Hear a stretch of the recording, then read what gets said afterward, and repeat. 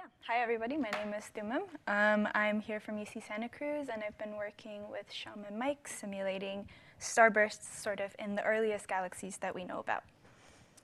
So let's get started. One of the really cool things that the James Webb Space Telescope has done for us is allow us to see the galaxies at the very beginning of galaxy formation.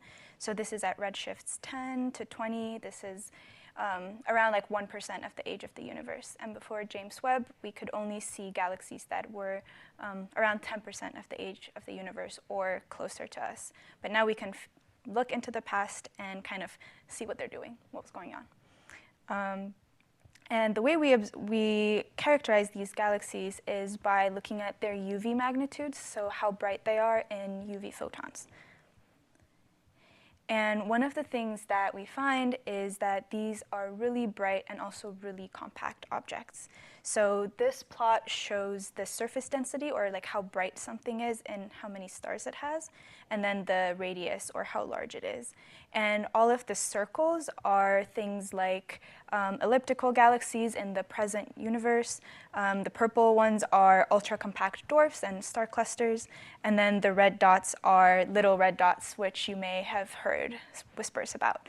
And these are all really compact systems. And the galaxies that we find, which are all of the blue, greenish stars, have similar surface densities, but are much larger. So this kind of invites the question of what's going on. And in addition to being bright and compact, one of the other things we see about these galaxies is that there's way more of them. So in this plot, we're showing the surface density, and this is in observer units. So just like in some area of the sky, how many of these objects is there?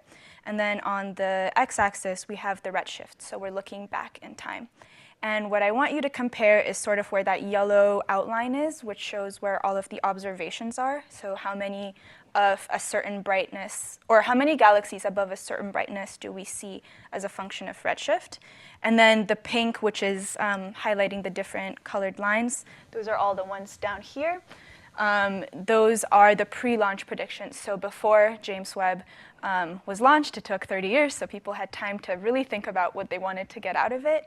And people made all of these predictions of how many bright galaxies you'd expect to see based on the galaxy evolution models that we have that work at the present day.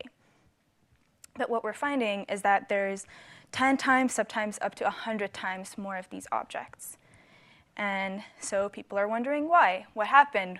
Are theories broken? Is lambda CDM broken? And there is sort of 4 classes of theories that people have since come up with in order to try and understand where this overabundance of bright galaxies is coming from. And these kind of 4 classes of theories fiddle with different knobs in the physics, and I'll take you through sort of what each of them do. So one of the knobs is higher star formation efficiency. What this means is for any given amount of gas, if you're able to convert more of it into stars, then at the end you have more UV photons that those stars produce, then you will observe more bright objects. And this is a theory put forward by Avishai Dekal, among others. There is a second knob we can turn, which is a top-heavy IMF. So this is sort of related to the first one in that we're forming more stars, but specifically we're thinking here about the most massive stars, the O and the B, that contribute to the UV photon budget. And then there is something else we can do in addition to having more massive stars, which is to have a young stellar population, because with massive stars, they live hard and die hard and kind of are over in a few tens of megayears. So if you want to have a lot of UV photons that you observe, you want a young stellar population that still has all of the O's and the B's. And then the last thing we can do is remove dust from the system, which means that your UV photons are not getting reddened, they're not getting extincted, you're getting like the full force of what the starlight is being produced. And this is a model put forward by Ferrara, among others. And so among these 4 theories, the 2 things that we will be caring about here are the ones that talk about making the star formation more efficient, and later on, we'll also talk about removing dust from the system. But in terms of making star formation efficient, on this plot, we have star formation efficiency across, or on the y-axis, and we have the gas surface density on the x-axis. So what this is telling us is if you have denser gas that you start with, then your efficiency goes up. And specifically, where we have about 1,000 solar masses per square parsec, that's a threshold in which feedback becomes really inefficient, and our star formation efficiencies go up to close to 100%. And so taking this, the questions I wanted to ask are up here on the screen.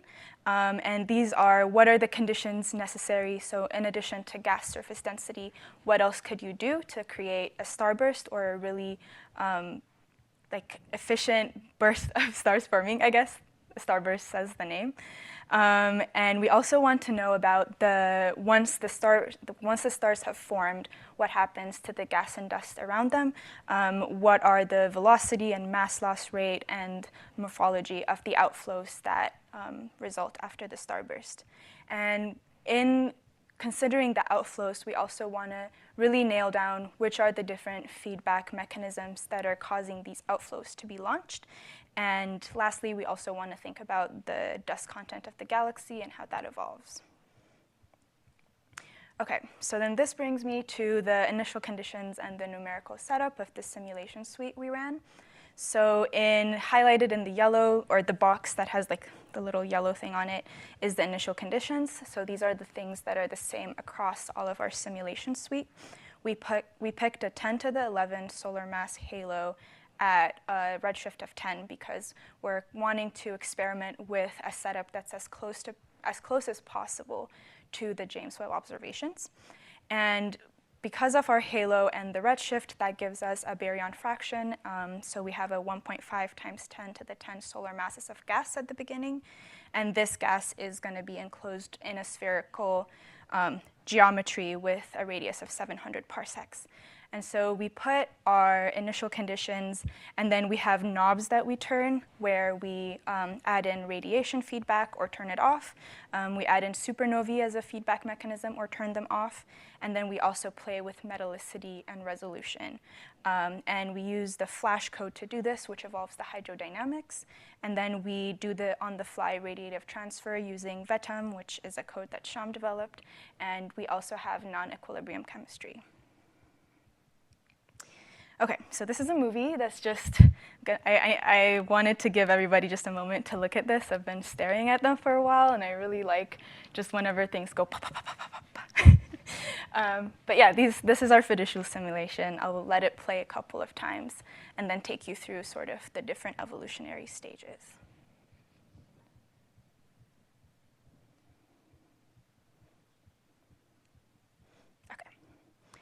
So this is snapshots from the simulation that I just played. At the top left, okay. This is at 1 megayear, so that is pretty soon after we press go. And you can see that the gas is starting to collapse. This is the color bar that says where the densities of how dense things are along the line of sight.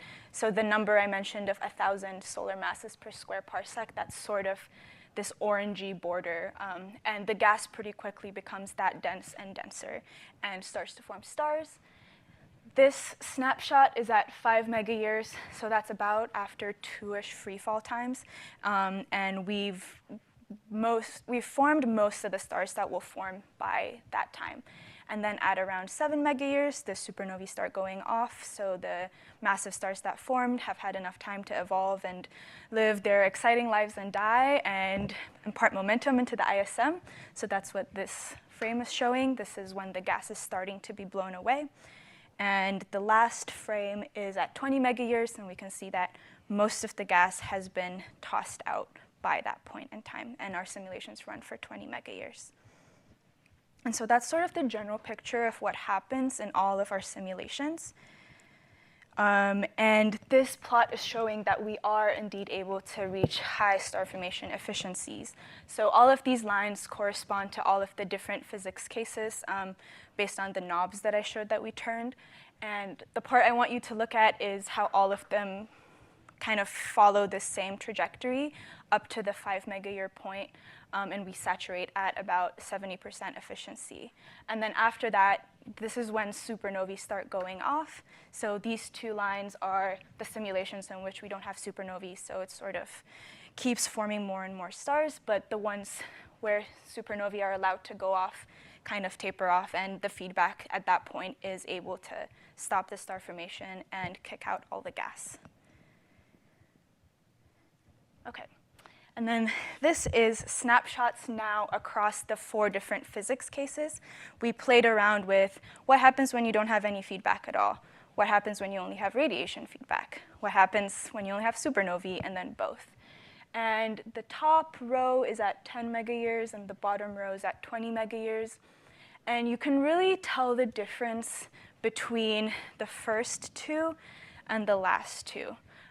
The first 2 are the control and radiation-only runs, and those retain all their gas, and it kind of starts forming a disk.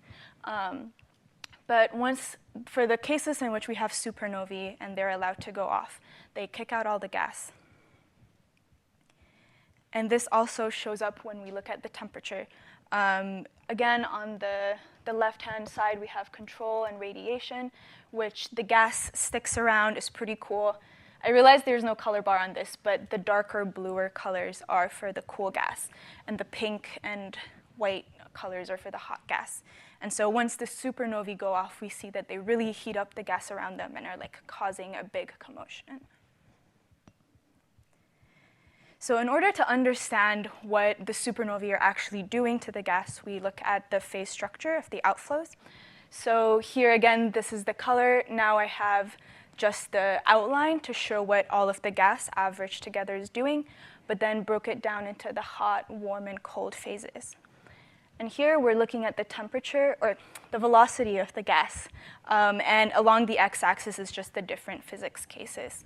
And we see that whenever there's supernovae, all of the gas is moving really fast. It's up above the escape velocity of the system at about 3 to 4, sometimes more than 5 times the escape velocity of the system. But in the control and radiation cases, there's no outflows, and in fact, there's sometimes inflows, which is shown by the negative velocities of the gas. In addition to the velocity, we also looked at the mass and the energy of the outflows. And here we want to look at just this last row, which is the full physics case. And we can see that most of the mass is in the warm phase. So again, green is warm, pink is hot. There's no more cold gas once the supernovae go off, because they just heat everything up to the warm, which is at a temperature of 1,000 Kelvin or more. And we see that most of the mass is in the warm phase, but when we look at the energy, most of the energy is in the hot gas, which is showing us that the supernovae dump all of this energy, and it has no way of going anywhere. It's an energy-conserving wind, so the outflows are just venting through the gas. And in addition to what happens across the different physics cases, we also looked at what happens across different metallicities. So now the x-axis is 0.01, so 1/100th solar, 1/10th solar, or solar metallicity. And again, we look at the velocity, the mass, and the energy. And the 2 main things I want you to look at here are, with the yellow lines, we see that at higher metallicities, the hot gas moves faster and the warm gas is slower. And the sort of image that I think of when I see this is if you have like foam or suds from a soap and then you blast water through it, like if the shower head is like that, then like the water will go through the foam, and like the foam will kind of just have holes poked in it. And so that's kind of what we're seeing here, where with the higher metallicity, the gas has larger moment of inertia, so the hot supernova ejecta is just like blasting through it and poking holes. And something else we see is there's more cold gas at the higher metallicities where there was none at our fiducial case that I showed earlier. And this is showing us that the gas is able to stay cooler, and that kind of will have effects on the observability of these systems. And with that, I will toss up my summary and yeah, take any questions.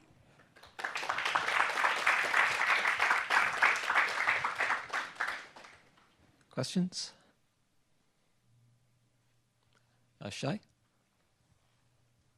So in your early plot where you showed the predictions, so there seem to be a couple of models that actually lie in the range of the eventual observations, right? So what did those models do? Do they fall in one of your 4 categories here, or Could you say that again?